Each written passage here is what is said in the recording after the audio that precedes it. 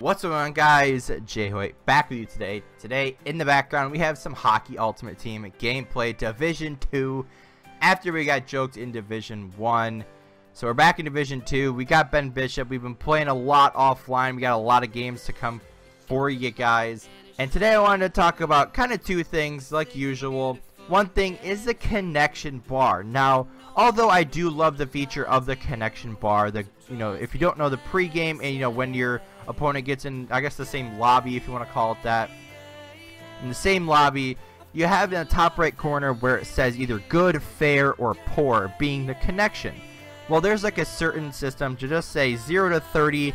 0 to 30, I think it's ping, it might be something else, but 0 to 30 ping is good, and then like 30 to like 100 is fair, and then like 100 plus is poor. I don't know the exact numbers, but it's something like that, right? However, my main problem recently is I've been getting into games where it says good. Now, I don't just, click A a bunch of times and just rush into the games. I give it about 10, 15, maybe even 30 seconds at a time, because when it says good, it's supposed to be that best internet you can probably get, and you're going to have a good game with pretty much no lag, and you're going to have a good gaming experience.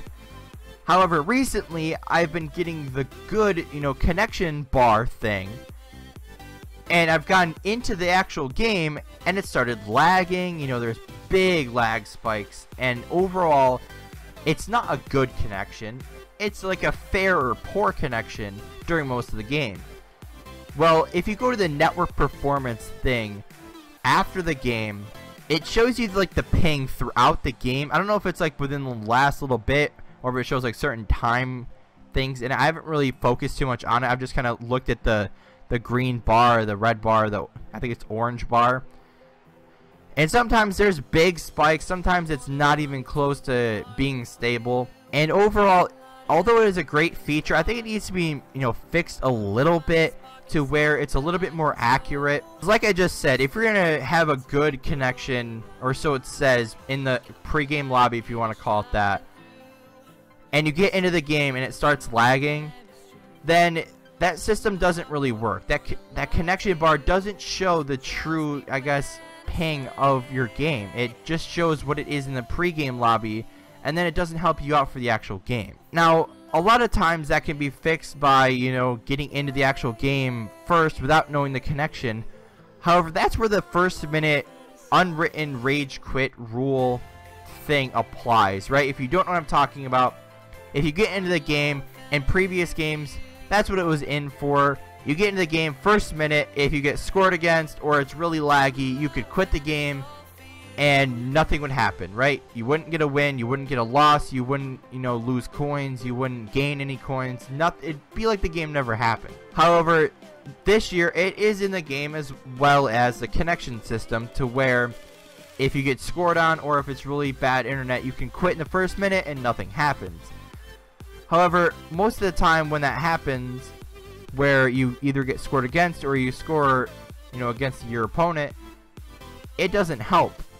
Because when that person is trying to rage quit, and usually it's towards the later part of the period, or later part of that first minute, so it's like, just say 19-20, and when you're trying to, quit the game, it takes forever. Now, if you guys have tried to quit a game or go through the options menu, or go through all the selections on like the pause menu, you know exactly what I'm talking about.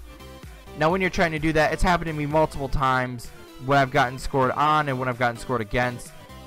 Those are the same things. But when I've scored and I've gotten scored against, it does the same thing, right? They try to quit and they take, forever to do it, and then the period starts again and the time runs down past 19 minutes, and then it applies as a loss for them because they wanted to quit. However, the input lag or whatever it is prevents them from doing that. Now, if it's on my part to where that input lag is happening, then I take everything back.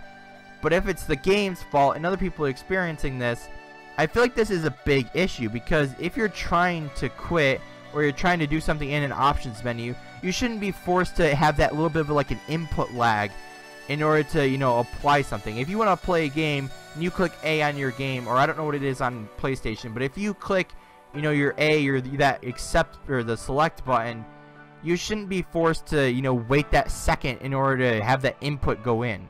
it should be instantaneous, right? Is that even a word? I don't even know. But if you click play game or you click apply contract or something like that, you should be able to do it right away.